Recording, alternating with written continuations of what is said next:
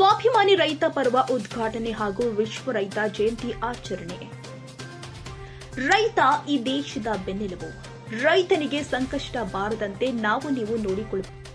ರೈತ ಕುಟುಂಬಕ್ಕಾಗಿ ನೂತನವಾಗಿ ಸ್ಥಾಪನೆಯಾಗಿರುವ ಸ್ವಾಭಿಮಾನಿ ರೈತ ಪರ್ವ ಸಂಘಟನೆ ರಾಜ್ಯದ ರೈತರಿಗೆ ಅನ್ಯಾಯವಾದಾಗ, ತೊಂದರೆಗಳಾದಾಗ ಸರ್ಕಾರಗಳನ್ನು ಎಚ್ಚರಿಸುವ ಕೆಲಸ ನಿರಂತರವಾಗಿ ಮಾಡಲಿ ಅಂತ ವಿಧಾನ ಪರಿಷತ್ ಸದಸ್ಯ ಟಿಎನ್ ಜವರಾಯಗೌಡ ಹೇಳಿದ್ದಾರೆ.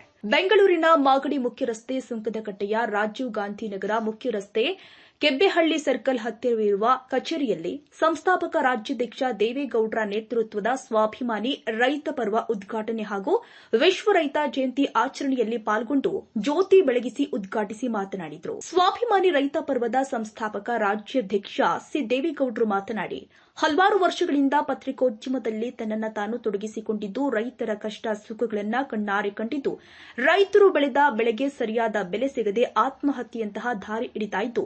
ಅಧಿಕಾರ ಹಿಡಿದ ಸರ್ಕಾರಗಳು ಇದುವರೆಗೂ ರೈತರಿಗೆ ಸರಿಯಾದ ಬೆಳೆದ ಪದಾರ್ಥಗಳಿಗೆ ಬೆಲೆ ದೊರಕಿಸಿಕೊಡುವಲ್ಲಿ ವಿಫಲವಾಗಿದೆ. ರೈತರಿಗೆ ನೆರವಾಗುವ ನಿಟ್ಟಿನಲ್ಲಿ ರಾಜ್ಯದ ಉದ್ದಕ್ಕೂ ಸಂಘಟನೆ ಮಾಡಿ ಸರ್ಕಾರದ ಧೋರಣೆಗೆ ಹಂತ ಹಂತವಾಗಿ ಪ್ರತಿಭಟನೆ ಹಮ್ಮಿಕೊಳ್ಳಲಾಗಿದೆ ಎಂದಿದ್ದಾರೆ. ಕಾರ್ಯಕ್ರಮದಲ್ಲಿ ರಾಜಗೋಪಾಲ್ ನಗರ ವಾರ್ಡ್ ಅಧ್ಯಕ್ಷ ಬಿ ಜಗದೀಶ್ ಕುಮಾರ್, ಕೆಪಿಸಿಸಿ ಕಾರ್ಮಿಕ ಘಟಕದ ಪ್ರಧಾನ ಕಾರ್ಯದರ್ಶಿ ಮೋಹನ್ ಕುಮಾರ್, ರಾಜ್ಯ ಜಂಟಿ ಕಾರ್ಯದರ್ಶಿ ಎಂಕೆ ನಿಸಾರ್ ಖಾನ್, ಜನಜಾಗೃತಿ ಆನಂದ್, ಕೆಪಿಸಿಸಿ ಸಂಯೋಜಕ ಎಸ್ಸಿ ಎಸ್ಟಿ ರಮೇಶ್, ವೆಂಕಟರಾಮು, ಸತೀಶ್ ಚಂದ್ರ, ಮಹಿಳಾ ಮುಖಂಡರು ಆದ ಲಕ್ಷ್ಮಿ ಮುಂತಾದ ಮುಖಂಡರು ಭಾಗವಹಿಸಿ ಸ್ವಾಭಿಮಾನಿ ರೈತ ಪರ್ವದ ಕಾರ್ಯ ಚಟುವಟಿಕೆಗಳ ಬಗ್ಗೆ ಸಲಹೆ ಮಾರ್ಗದರ್ಶನವನ್ನ ನೀಡಿ ಮಾತನಾಡಿದರು.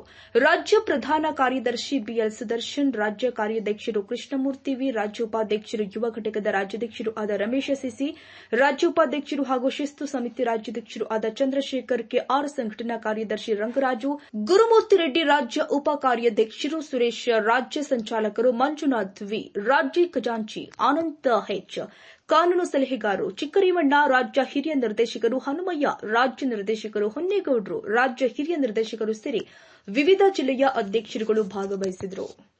ಈ ಸಂಘ ರೈತರ ಧ್ವನಿಯಾಗಿ ಕರ್ನಾಟಕ ರಾಜ್ಯದ ಉತ್ತಮವಾದ ರೈತ ಪರವಾದ ಹೋರಾಟಗಳನ್ನ ಮಾಡಲಿ ಅಂತೇಳಿ ಈ ಶುಭ ಸಂದರ್ಭದಲ್ಲಿ ಹಾರೈಸ್ತಾ, ಈಗಾಗಲೇ ರೈತರ ಮುಖಂಡರುಗಳು, ಅಧ್ಯಕ್ಷರುಗಳು ರೈತರಿಗೆ ಏನೇನು ಹಾಕಬೇಕು, ಮುಂದೆ ಮಾಡಬೇಕು ಸರ್ಕಾರ ಅನ್ನೋದ್ರ ಬಗ್ಗೆ ಎಲ್ಲ ವಿವರವಾಗಿ ನಮಗಿಂತ ಜಾಸ್ತಿ ರೈತ ಪರ ಹೋರಾಟ ಮಾಡ್ತಕ್ಕಂಥವ್ರು ಹೇಳಿದ್ದಾರೆ. ಇಲ್ಲಿ ನಾನೇನು ಅದ್ರ ಬಗ್ಗೆ ಹೆಚ್ಚಾಗಿ ಮಾತಾಡಬೇಕು ಅಂತ ಅನಿಸ್ತಾ ಇಲ್ಲ. ಆದರೂ ನಾವು ಯಾವುದೇ ಸರ್ಕಾರ ಬರಲಿ, ರೈತರಿಲ್ಲದೆ ನಾವು ಬದುಕೋಕ್ಕಾಗಲ್ಲ. ರೈತರ ಬೆನ್ನೆಲುಬು ಭಾರತ ದೇಶದಲ್ಲಿ ಏನು 80% ಜಾಸ್ತಿ ರೈತರು ಅವಲಂಬಿತವಾಗಿರ್ತಕ್ಕಂಥ ಈ ಭಾರತ ದೇಶ. ಬರೀ ಭಾಷಣ ಮಾಡ್ತಾರೆ, ಬರೀ ಬುರ್ಡೆ ಬಿಡ್ತಾವ್ರೆ. ಯಾರೋ ರೈತರ ಪರವಾಗಿ ಕೆಲಸವನ್ನು ಮಾಡ್ತಾಯಿಲ್ಲ. ಅವ್ರಿಗೆ ಬೆಂಬಲ ಬೆಲೆ ಇಲ್ಲ. ರೈತ ಉತ್ತು ಬಿತ್ತು ಮಾರ್ಕೆಟಿಗೆ ತಂದರೆ ರೈತರಿಗೆ 10 ರೂಪಾಯಿ ಸಿಕ್ಕಿದ್ರೆ ಮಧ್ಯವರ್ತಿಗಳಿಗೆ 50 ರೂಪಾಯಿ ಸಿಗ್ತಾಯಿದೆ. ಅಂಥ ಒಂದು ಈ ಸಂದರ್ಭದಲ್ಲಿ ಈ ಸಂಘಗಳು ಭಾಳ ಮುಖ್ಯವಾಗ್ತವೆ. ಹೋರಾಟ ಮಾಡಿದ್ರೆ ಇವೆಲ್ಲ ಪಡ್ಕೊಳಕ್ಕಾಗೋದು. ಈ ದೇಶನೇ ಚಳವಳಿಯಿಂದ ಹೋರಾಟ ಮಾಡಿ ಸ್ವಾತಂತ್ರ್ಯ ಪಡೆದಿದ್ದಾರೆ. ಅದೇ ರೀತಿ ನೀವು ಮಕ್ಕಳುಗಳನ್ನ ಪಡಿಬೇಕಾದ್ರೆ ಹೋರಾಟ ಬೇಕಾಗ್ತದೆ. ಹೋರಾಟಕ್ಕೆ ಯಾರು ಒಬ್ಬ ಮುಖ್ಯವಾಗಿ ಮೇಲಾಗಿ ನಿಂತ್ಕೊಂಡು ಸಂಘದ ಅಧ್ಯಕ್ಷರು, ಪದಾಧಿಕಾರಿಗಳು ಹೋರಾಟ ಮಾಡಿದ್ರೆ ರೈತರಿಗೆಲ್ಲರೂ ನ್ಯಾಯ ಕೊಡಿಸ್ಬೋದು ಅನ್ನೋ ನನ್ನ ಭಾವನೆ. ಹಾಗಾಗಿ ನಿಮ್ಮ ಸಂಘ ಜನಪರವಾದ ಕೆಲಸಗಳನ್ನ ಮಾಡಲಿ, ರೈತರ ಪರವಾಗಿ ಹಗಲಿರುಳು ಶ್ರಮಿಸಲಿ ಅಂತೇಳಿ ಸಂಘಗಳು ನನ್ನ 2 ಮಾತುಗಳನ್ನ ಆಡಿ ಏನು ಹಿನ್ನೆಲೆಯಲ್ಲಿ ಹೋಗ್ತಾ ಇದ್ದಾವೆ. ನಮ್ಮ ಉದ್ದೇಶ ಏನು ಅಂದ್ರೆ, ನಮ್ದು ರೈತ ಸಂಘ ಏನು ಸ್ಥಾಪನೆ ಮಾಡಿದ್ವಿ ರಾಜಕೀಯ ಹಿನ್ನೆಲೆಯಲ್ಲಿ ಹೋಗ್ಬಾರ್ದು, ರೈತ ಹಿನ್ನೆಲೆಯಲ್ಲೇ ಹೋಗ್ಬೇಕು ಅಂತ ಹೇಳ್ಬಿಟ್ಟು ಒಂದು ಕಾರಣದಿಂದ ಇವತ್ತೆಲ್ಲ ರೈತ ಕುಟುಂಬದ ಸದಸ್ಯರೆಲ್ಲ ಸೇರಿ ಒಂದು ರೈತ ಸಂಘನ ಸ್ಥಾಪನೆ ಮಾಡಿದ್ದೀವಿ. ರೈತರಿಗೆ ಬೆನ್ನೆಲುಬಾಗಿ ನಿಂತು ಬೆಂಗಳೂರಿನಲ್ಲಿ ಇವತ್ತು ಒಂದು ಶಂಕುಸ್ಥಾಪನೆ ಮಾಡಿದ್ದೀವಿ. ನಮ್ಮ ಬಳ್ಳಾರಿಯಿಂದ ಆಗಿರ್ಬೋದು, ಚಿತ್ರದುರ್ಗದಿಂದ ಆಗಿರ್ಬೋದು, ಎಲ್ಲ ಒಂದು ನಾನಾ ಮುಖಂಡರುಗಳು ಬಂದಿದ್ದಾರೆ. ಮುಂದಿನ ದಿನಗಳಲ್ಲಿ ನಮ್ಮ ರಾಜ್ಯ ಮಟ್ಟದಲ್ಲಿ ಶಾಖೆಗಳನ್ನು ಸ್ಥಾಪಿಸಿ ನಾವು ಒಂದು ಹೆಚ್ಚಿನ ರೀತಿಯಲ್ಲಿ ಬೆಳೆಸಬೇಕು ಅನ್ನೋ ಉದ್ದೇಶ ಇಟ್ಕೊಂಡು ಇವತ್ತು ನಮ್ಮ ಗಣ್ಯಾತಿ ಗಣ್ಯರನ್ನ ಕರೆದು ಒಂದು ಉದ್ಘಾಟನೆ ದೀಪ ಬೆಳಗುವ ಮುಖಾಂತರ ಉದ್ಘಾಟನೆ ಮಾಡಿದ್ದೀವಿ.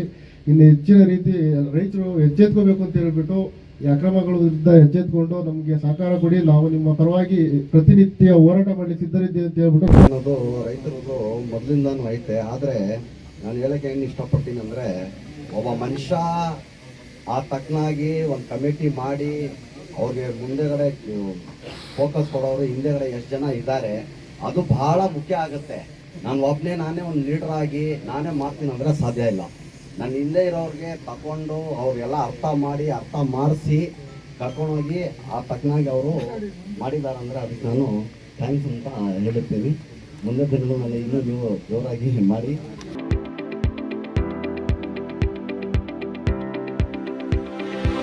ಯಶಸ್ ವಿದ್ಯಾಕೇಂದ್ರ ಮತ್ತು ಯಶಸ್ ಪಿಯು ಕಾಲೇಜಿನಲ್ಲಿ 2026-27ನೇ ಸಾಲಿನ ಪ್ರವೇಶಾತಿ ಆರಂಭವಾಗಿದ್ದು, ಮಾಂಟಿಸರಿಯಿಂದ 10ನೇ ತರಗತಿಯವರೆಗೂ ಹಾಗೂ ಪಿಯು ಕಾಲೇಜು ಪ್ರವೇಶಾತಿ ಪ್ರಾರಂಭವಾಗಿದೆ. ನಮ್ಮಲ್ಲಿ ಸೈನ್ಸ್, ಕಾಮರ್ಸ್ ಕೋರ್ಸ್ಗಳು ಲಭ್ಯವಿದ್ದು, ಸೈನ್ಸ್ನಲ್ಲಿ ಪಿಸಿಎಂಬಿ ಹಾಗೂ ಪಿಸಿಎಂಸಿ ಕೋರ್ಸ್ಗಳಿದ್ದು, ಕಾಮರ್ಸ್ನಲ್ಲಿ ಸಿಇಬಿಎ ಹಾಗೂ ಎಸ್ಎಬಿಎ ಕೋರ್ಸ್ಗಳಿವೆ. ಕೆಲವೇ ಸೀಟ್ಗಳು ಮಾತ್ರ ಲಭ್ಯವಿದ್ದು, ಅತ್ಯಾಧುನಿಕ ಶಿಕ್ಷಣ, ಉತ್ತಮ ಶಿಕ್ಷಕರು ಇದ್ದು 100ಕ್ಕೆ 100ರಷ್ಟು ಫಲಿತಾಂಶ ನೀಡಲಾಗ್ತಾ ಇದೆ. ಮಕ್ಕಳನ್ನ ಕರೆದುಕೊಂಡು ಬರಲು ಶಾಲಾ ವಾಹನ ವ್ಯವಸ್ಥೆ ಕೂಡ ಲಭ್ಯವಿದೆ. ಒಮ್ಮೆ ಭೇಟಿ ನೀಡಿ. ಯಶಸ್ಸು ವಿದ್ಯಾಕೇಂದ್ರ ಮತ್ತು ಪಿಯು ಕಾಲೇಜು, ಸೋಮಶೆಟ್ಟಿಹಳ್ಳಿ ಮತ್ತು ಚಿಕ್ಕಬಾಣವರದ, ಮಾರುತಿನಗರ, ದಾಸರಹಳ್ಳಿ, ಬೆಂಗಳೂರು 560090. ಹೆಚ್ಚಿನ ಮಾಹಿತಿಗಾಗಿ ಸಂಪರ್ಕಿಸಿ 9606626456, 9743176627, 7829814447.